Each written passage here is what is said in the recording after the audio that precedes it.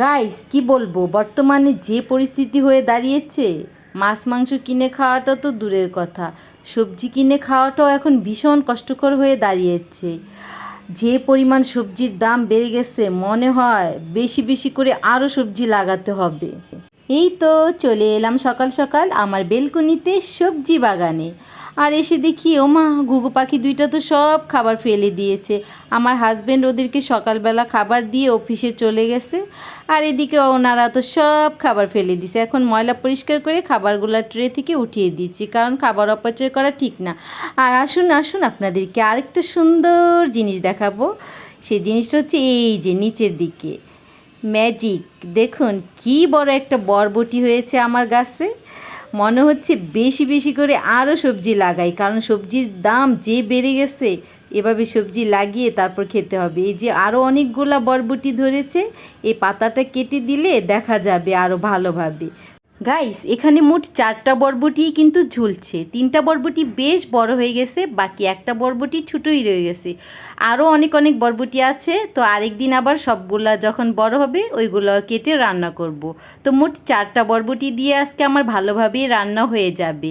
আসসালামু আলাইকুম, কেমন আছেন সবাই? নিশ্চয়ই ভালো আছেন, আমিও ভালো আছি ইনশাল্লাহ আপনাদের দোয়ায়। তো এই যে এখান থেকে 3টা বরবটি কেটে নিলাম। আর আজকে আমার গাছের সবচাইতে বড় বরবটি হচ্ছে এই বরবটিটা। বেশ মোটা সোটা হয়েছে, লম্বাও হয়েছে। কাটতে ভীষণ মায়া লাগছিল গাইস, তো কি আর করা, সবজি নেই ঘরে, রান্না তো করতেই হবে। মোট 4টা বরবটি কেটে নিয়েছি। দেখতে কি দারুণ লাগছে, কচি কচি সবুজ, কাঁচাই খেয়ে ফেলতে ইচ্ছে করছে গাইস। তো কি আর করব, রেসিপি তো বানাতে হবে। চলুন আপনাদেরকে দেখাই। এখন বরবটিগুলো ছোটো ছোটো টুকরা করে কেটে নিয়েছি। আর ঘরে ছিল লইটা শুটকি, সেগুলো এখন ছোটো ছোটো টুকরা করে কেটে নিচ্ছি। আর নিয়ে নিচ্ছি একটা আলুটাও বরবটির সাইজেই আমি ছোটো ছোটো টুকরা করে কেটে নিচ্ছি। আর এখন কাঁঠাল বিচি খোসা ছাড়িয়ে ভিজিয়ে রেখেছিলাম। ভিজানো কাঁঠাল বিচি কিন্তু এভাবে উপরের খোসাটা খুব সহজেই উঠিয়ে ফেলা যায় ছুরি দিয়ে বা চামিচ দিয়ে। কাঁঠাল বিচিগুলো এখন ধুয়ে নিচ্ছি, আর এইদিকে লইটা শুটকিগুলো এখন টেলে নিচ্ছি। গরম পানি দিয়ে ভালোভাবে ধুয়ে এখন পেঁয়াজ কুচি কুচি করে কেটে তেল গরম করে দিয়ে দিলাম এখন পেঁয়াজ কাঁচামরিচ। তারপরে এর সাথে দিয়ে দিব একটু আদা বাটা আর হলুদ মরিচ দিয়ে এখন শুটকিটা ভালোভাবে কষিয়ে নিব।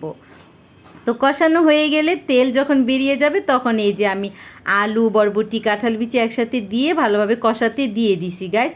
তো এই যে আমার শুটকির রেসিপিটা আজকে কিন্তু দারুণ মজা হবে। ঘ্রাণ শুকিয়েই বুঝতে পারছি কী যে মজার একটা দারুণ ফ্লেভার আসছে। তো শুটকি কার কার পছন্দ? আপনাদের কি আমার মতো শুটকি পছন্দ? আমি কিন্তু শুটকি ভীষণ পছন্দ করি। তো কষানো হয়ে গেছে, এখন একটু পানি দিয়ে দিলাম। তো পানি দিয়ে এখন নেড়ে চেড়ে ভালোভাবে এখন ঢাকনা দিয়ে ঢেকে দিলাম। আর এই দিকে রান্না শেষ হতে না হতেই আমি চলে এসেছি চুলা পরিষ্কার করার জন্য। আমি প্রতিদিনই এমন করি গাইস, কারণ আমার রান্না শেষ না হতে হতেই চুলা পরিষ্কার না করতে পারলে ভালো লাগে না। এইভাবে যে আমি কতবার হাতে সেকা খাইছি, গরম চুলা পরিষ্কার করতে গিয়ে রান্না চুলায় থাকতে থাকতে পরিষ্কার করতে গেলে হাতে সেকা লেগে যায়। পাতিলের সেকা খেয়ে খেয়ে এই যে দেখুন হাত পুড়িয়ে ফেলছি, এখনও পর্যন্ত দাগ থেকেই গেছে। আপনারা কিন্তু এমন করবেন না, কেউ চুলায় রান্না থাকতে থাকতে চুলা পরিষ্কার করতে যাবেন না। এই যে আমার রান্নাটা কিন্তু হয়ে গেছে। তো আজ এই পর্যন্তই, ভালো থাকবেন সবাই, আল্লাহ হাফেজ।